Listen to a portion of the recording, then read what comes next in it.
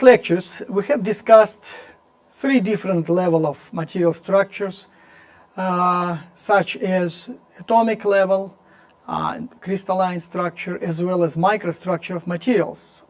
And we outline the general idea of the whole course. We at least try to show you how the different level of structures control different types of material properties.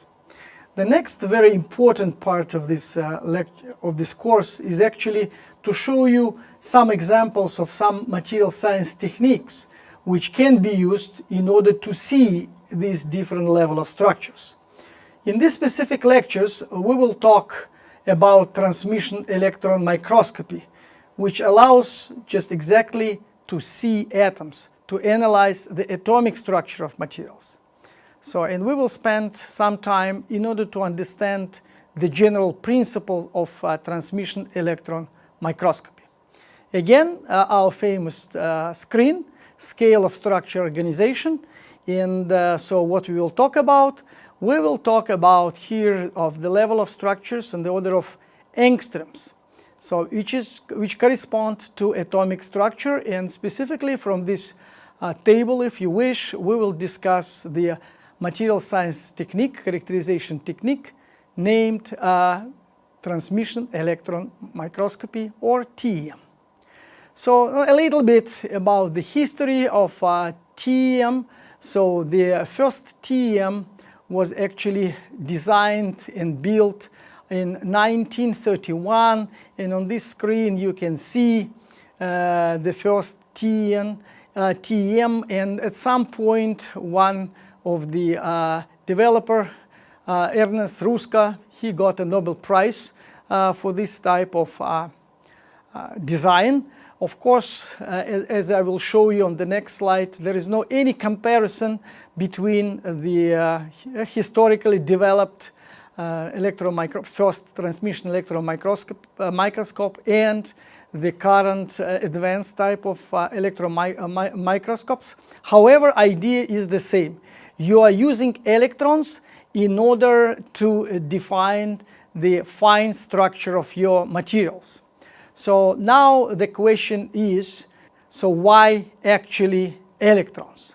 So in order just to give you just very brief insight, I want to refresh your mind that actually electron or every particles, they may behave as a particles or as a wave. And so this hypothesis, which was suggested by Prince Louis de Broglie in 1924, it's brilliant, of course, hypothesis, which was then very rapidly experimentally proved, was that indeed electron may behave as a wave, and if it's so, then so have a pretty high acceleration, and the acceleration voltage in the typical TEM microscopes is on the order of 300 kilo-electron volts. So if we, let's say, accelerate our electrons to very high velocity, which is close actually to the speed of photons, so then we can obtain the waves with extremely low wavelengths. And we can use these waves in order to investigate the material, for example, structure, similar as we are using X-ray in order to investigate the crystal structure of material. The difference is that, so because the velocity of electrons is so high, so the typical wavelengths of these electrons can be on the order of picometers. And you know that resolution of this type of diffraction technique is related to the wavelengths of the used waves. And indeed, if we do have picometer wavelengths on the accelerated electrons, we can expect extremely high resolution on the order of picometers, which is much, much less even than the size of atoms. So do we have it? No, we don't. And the reason is that, again, so same as in crystals, we don't have the perfect, let's say, lenses we don't have the perfect systems which allows us to use these advantages of extremely low wavelengths of electrons. We do have a lot of imperfections. And I will briefly will note this type of imperfections of the scanning electron microscope, but because of this imperfection, the current reached resolution at TEM microscope is still very high, but not on the order of picoseconds, but on the order of 0.7, let's say, angstroms. No, let's say 1 angstroms. So it means with the resolution of 1 angstrom, which is more than enough in order to see and try to understand the atoms in our materials, so this resolution can be reached with the help of transmission electron microscopy. So what kind of imperfection I'm talking about, just very briefly without big details? First of all, we are talking about spherical aberrations, same kind of imperfection as you can find in the optical system, but in the electron microscopy we do have also lenses, and however it's not the optical lenses, it's electromagnetic lenses, but all these lenses do have same type of imperfection, and spherical aberration so doesn't allow us to go to picometer type of resolution in the microscope. Idea is very simple, that electrons which are coming to the lens slightly further from the X of the lens will interact inside the lens differently as compared to electrons which coming closer to the walls of the lens. Because of that, instead of 1 point, we will see some kind of circle on the screen. So the other imperfection is chromatic aberration. Again, you should know this type of imperfection for the optical lenses. The general idea is the following, that so whatever we have, we cannot make all electrons have absolutely same energies. Still, even in the very good, nicely designed system, we do have some energy distribution, and you can imagine that electrons which do have slightly different velocity and energy when entering, the focusing system in the transmission electron microscope will bend or focus slightly different to those electrons which have lower or higher velocity or energy. Because of that, again, instead of point, you will see some kind of circle on the screen. So finally, I should mention one more imperfection, which is astigmatism, and it just means that electrons which focused on 2 different planes can be focused differently, and again it leads to the final conclusion that up to now, with whatever characters which were designed and built recently, the maximum resolution which we can reach with the help of the transmission electron microscope is on the order of 0.7 angstroms, which is still very good. On this slide, so you can see some characteristics of one of the popular TEM, so Titan 80, so which is manufactured by the US FAI company, and again, so you can see that accelerating voltage here on the order of 300 kilo electron volts, and that so resolution which you can reach here is just on the order of 0.1 nanometers. So it's equipped with different diagnostics, and that we will talk about. So the next topic which we'll discuss what actually is going on when the electron beam interacts with the surface, with your sample.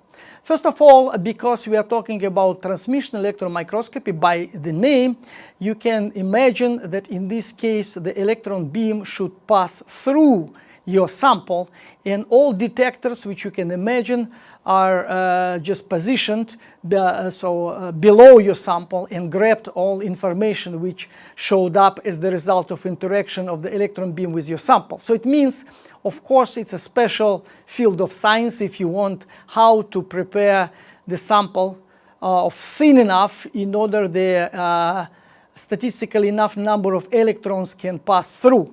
So just want to mention the typical size thickness of your sample should be less than 100 nanometers, and in some sense smaller is better with some exemptions, but we will not discuss them today.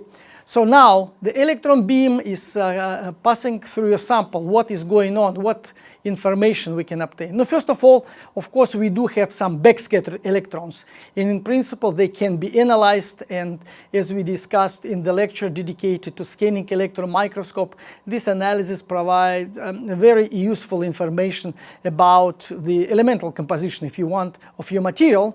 However, it's not the case for TEM, so we do have some electrons which pass through your sample almost without any changing of direction and energy. So that's part of electrons can be analyzed by special detector. So we do have also electrons which pass through, changing significantly its direction without big change of energy. Also, we do have electrons which significantly change energy while passing through the sample. Finally, so as the result of interaction between electrons and atoms, some kind of photons showed up, and the energy of these photons can be analyzed and also will provide us information about the chemistry of our material, which we will discuss in a little bit more detail in the next slides. So we have to also explain here qualitatively that because electrons, as you know now, can behave as waves, so and the crystal structure of the material, again, as you can imagine, with interaction of this electron can provide the diffraction of these electrons, so you can obtain the diffraction, if you want, picture, image of electron diffraction of the crystal structure of your material, which will provide extremely useful information about the crystallography of your material, specifically about crystal orientation, crystal lattice parameter, and even specimen thickness. So let's go one by one, try to explain what kind of TEM imaging modes you can get. First of all, we are talking about so-called bright field image and dark field image. If you read any kind of article where the TEM analysis was used for the characterization of your material, so everywhere you will find out this abbreviation BF and DF. So, and you have to understand what does it mean, and I will provide you this the direct explanation on the next slide. But so it means that, so in first case, in the bright field image, the detector detects only electrons which pass through without losing energy and practically without changing the direction of their propagation. So in the dark field image is vice versa. We are detecting electrons which is passing through without changing energy. Again, elastic kind of interaction, but with significant change of direction of initial movement. Also, we can get image when we are using the interaction between the elastic and non-elastic type and diffracted beams. So these transmitted beams, TB beam, and diffracted beam, DB beam, and this will give us the lattice images. In some sense, gives us information about the atoms inside your material. And finally, as I mentioned, the diffraction patterns, and you can obtain images.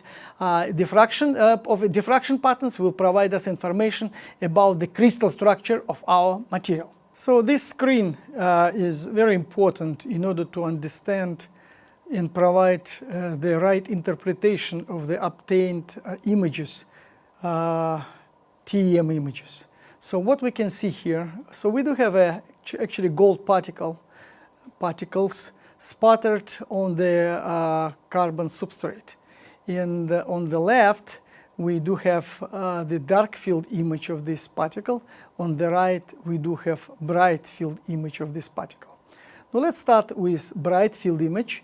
In this case, we do have the incident beam passing through our sample, and we are monitoring only the transmitted beam electrons which pass through without almost no change of its initial direction of propagation.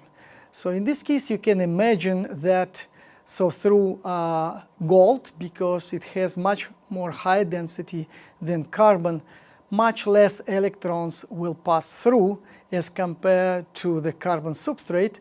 And because of that, on the image, you can see that gold particle looks darker than the carbon substrate. On the left side, we do have so-called dark field image when the diffracted electrons were detected, the electrons which significantly change its direction as the result of interaction with our sample. And again, it's clear that much more electrons will change, will diffract from the or in the vicinity of the gold particle as compared to extremely light carbon particles. That's why on bright field image the gold particle looks much brighter. On the dark field image looks much more brighter as compared to the carbon. So that's understanding of the physics of interaction between the electron and particles is very important to provide the right interpretation of the obtained results. Put your attention that so in the scanning electron microscopy, in backscattering electrons, we will have the contrast which is similar to the dark field image and not to the bright field image. And again, so typically, so it's nice to have both images of investigated sample before you go to more quantitative type of analysis. Again, if now we try to obtain image taking into account transmitted and diffracted beams, we will go to so-called lattice imaging mode. And in this lattice, for example, on this screen, you can see 3 grains of nickel aluminide, and you can very nicely also see the grain boundaries, and you can see different type of defects, dislocations, and even in some sense you can see atoms, and you can measure in principle the distance between these atoms and make a conclusion about the crystal structure. So lattice imaging, it's atomic scale of imaging, and provides you information about the lattice structure or even atomic arrangement in your sample. So the major contrast mechanisms, it's very important to know that so there are 3 main image contrast mechanisms there, and because very often all 3 of them work together, it's very difficult to provide the right interpretation of the obtained results. Because of that, so typically, or you have to work very closely to the expert in the field of TEM in order to understand obtained results, or to go deeper by yourself to the physics of different type, which leads to the different type of contrast mechanisms. Let's just briefly outline them. One is so-called mass thickness contrast, relatively straightforward, as we discussed for the bright field image or dark field image. So, so much higher Z or atomic number of elements, or the thicker sample you have, so less transmitted electrons you will detect, and more reflected or diffracted electrons you will see. On the other hand, and this is more or less straightforward and understandable, but on the other hand, you also have to account so-called diffraction contrast.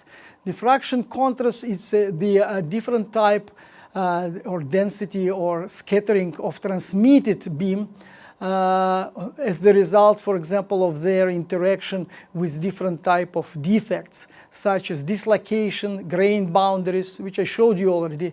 So that's why it's very important to understand the existence of this type of contrast.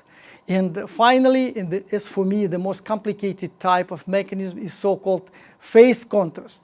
So this the interference between the transmitted and diffracted beam, as I showed you in the case of the lattice imaging, which provides you somehow information about the atomic arrangement of your sample. This so-called high resolution TEM images.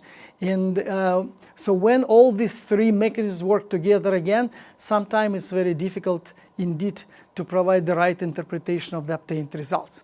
Finally, I want to mention about one more TEM mode, so-called scanning transmission electron microscopy mode, or STEM mode. This mode is widely used for the scanning electron microscopy, but relatively new in the case of the TEM. It's not classical TEM mode. In this case, we focus the E-beam to extremely fine probe on the order of 1 angstrom, and then we scan this probe along your sample, and so the transmitted electrons as the result of this scanning can be also detected as the brightness of pixel on the screen in so-called STEM imaging mode. There is some advantages and disadvantages of this mode, which you can see on this slide, but we are not going to very big details, just only to mention that if you want to combine the TEM with some other chemical diagnostics, such as energy dispersive spectroscopy. Typically, so you're doing this type of spectroscopy by using scanning transmission electron microscopy mode.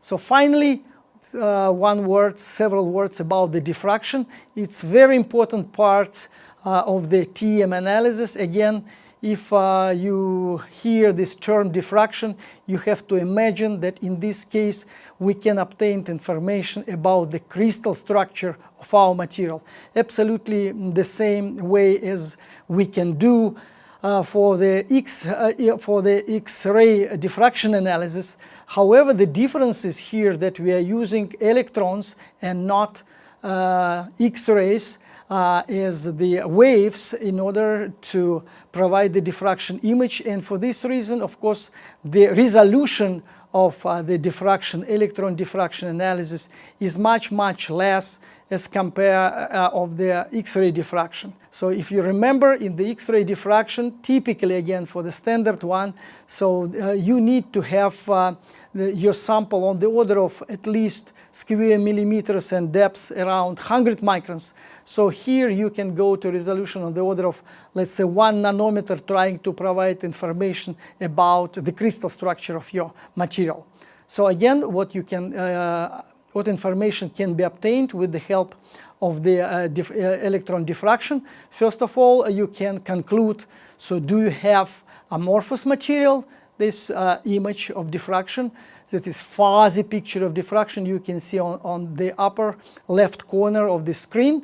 Then you may conclude that maybe it's crystalline material and polycrystalline material. In this case, you will see the rings, and you can measure the diameter of these rings, and based on this information, you can then obtain the data on the despacing of this crystal structure, or you may see several spots which will indicate that you have the monocrystal, single crystal in your view, and again you can obtain information about the parameters of this single crystal.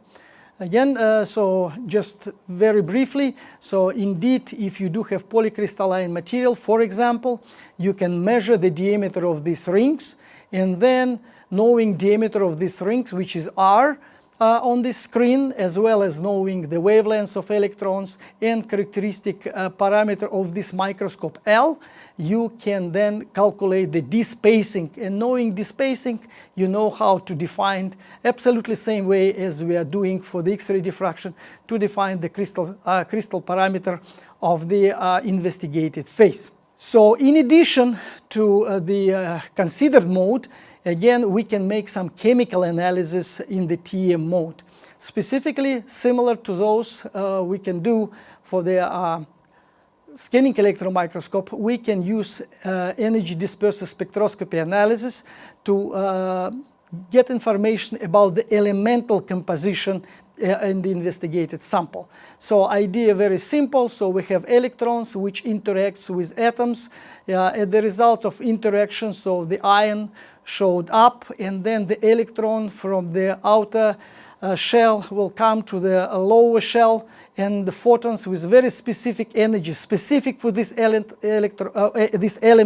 will be emitted, and So the detector allows us to analyze the energy and the number electrons emitted, and based on this analysis we may conclude what elements, not phases, what elements do we have in this spot. So here I want to outline that again the resolution of this method, EDS method, for the TEM is very different as compared to the scanning electron microscopy. If you remember, in the scanning electron microscopy we analyze the volume on the order of microns. So here we can get information from the volume on the order of cubic nanometer, and that's why it's much more precise. Element distribution can be obtained from your sample in different mode, in the mapping mode, in the scanning mode, in the spot mode, and so on so far. Again, for example, with the step distance of 1 nanometer, you can scan the distribution of iron and titanium on the sample showed on this screen. And at the very bottom, to get the, I want to say, semi-quantitative information about the elemental ratio in the analyzed spot. So finally, one more chemical analysis technique is available, so-called electron energy, electron loose spectroscopy, EELS.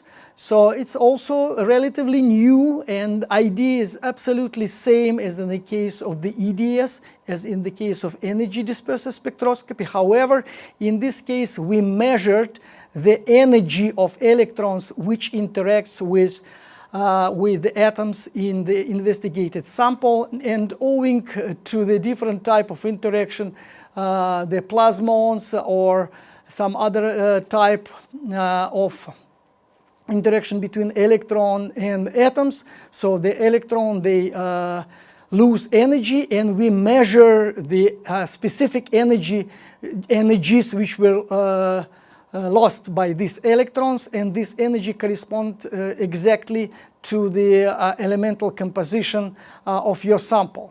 So why do we need EELS? Why EDS is not enough? So different advantages and disadvantages of EELS exist. It's a little bit more difficult to interpret the obtained results for EELS. However, so EELS provides you information not only about the element itself, but also provides you information about the valency of this element, which can be extremely important for the analysis. For example, on this screen you can see the EELS edges, energy loss edges, for the different materials where titanium is in different modes, and based on that you can even decide, so do we have titanium oxide, titanium, or it's some more complicated, let's say, perovskites here. So indeed, so information about the valency of the investigated elements is a unique feature of EELS. Also, EELS is more sensitive to the light elements, such as oxygen, nitrogen, boron. So, and for this reason, if the light elements are the topic of interest for your in your sample, so I can recommend to use EELS instead of EDS. So let's conclude. Conclusion is very straightforward. You understand that TEM comprise a range of very different modes, if you wish, which give you so a variety of information about the structure of your material. And in total, in the modern microscope, you can use 40 different modes, and they will provide you slightly different type of information about your materials, which includes again imaging, as well as electron diffraction spectrum, as well as EELS, EDS spectrum, and all together. So my recommendation is that you have to understand so the uniqueness of each of this approach, and so it's very often it's better to use different approaches for the same sample, which will provide you more information. However, every time I want to outline that the interpretation of results obtained, of images, data obtained, is very difficult. That's why you have to work together with the high-level specialist, or to go much more deeper in the physics of the TEM. So TEM is a great tool to investigate the atomic as well as crystal structure of the material, and I want to encourage you to use widely this technique in your research. Thank you very much for your attention.